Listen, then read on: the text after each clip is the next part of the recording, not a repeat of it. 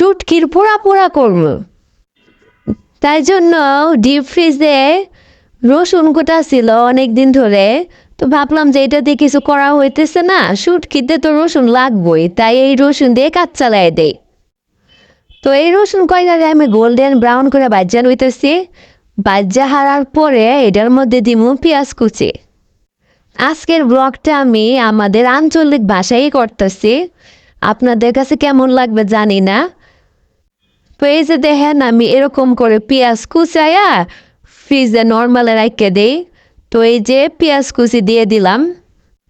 এরকম কাঁচা মশলা দিয়ে রান্না করলে কিন্তু শুটকির তরকারি সেই স্বাদ লাগে, আপনারা খাইছেন কিনা জানি না। তো আসেন আমরা গপ্প করতে করতে রান্না লাই। রাত কিন্তু বাজে অনেক, তো খিদা লাগছিল, ভাবলাম যে আর কি করার, পেটে তো কিছু দেওয়ার লাগবো। তো এই জন্য রান্নাঘরে আইসা পড়লাম, আইসা এই রান্না বাড়ির কাজ শুরু করে দিলাম। এখন দিয়ে দিলাম লবণ। লবণটা দিলে হয় কি, এই যে পেঁয়াজ রসুনটা মানে সুন্দর করে মিলায় যায় আর কি। এই জন্য হচ্ছে আমি শুরুতেই একটু লবণটা দিয়ে দেই। আর এই দিয়ে দিলাম হচ্ছে কাঁচা মরিচ। এই মরিচের কিন্তু আমার আঞ্চলিক ভাষায় বলে মরিচ, তো আমার আঞ্চলিক ভাষায় বলে দিয়ে দিলাম কাঁচা মরিচ। তো আপনাদের বুঝার স্বার্থে আমি বললাম যে মরিচ। শুরুকাল থেকেই আমার দাদির হাতে একটা রান্না খাইতাম এরকম কাটা মশলা দিয়ে শুটকির পোড়া পোড়া করতো। তো বুড়ি তো অনেক আগেই মারা গেছে, বুড়ির হাতের সেই শুটকির তরকারির স্বাদ এখনো মুখে লাগিয়ে রয়েছে। আর এই শুটকিরে কিন্তু আমার আঞ্চলিক ভাষায় বলে হুটকি, হুটকির ছালল, মরিচ দিয়া হুটকির ছালল।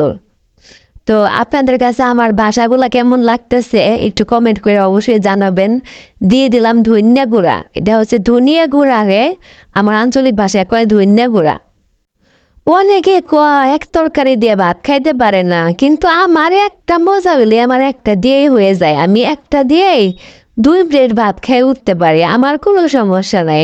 আপনি গড় বেলায় কেমন একটু জানায়েন তো। আমার হচ্ছে তরকারি মজা দিয়ে কথা, চাই 100টা হোক গা চাই একটা হোক গে।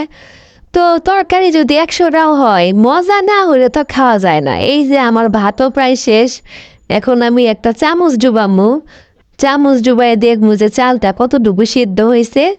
সিদ্ধ না হইলে আরেকটু সিদ্ধ করব, আর যদি সিদ্ধ হয়ে যায় তাহলে নামায়া পানিটা ঝরাই নিমু।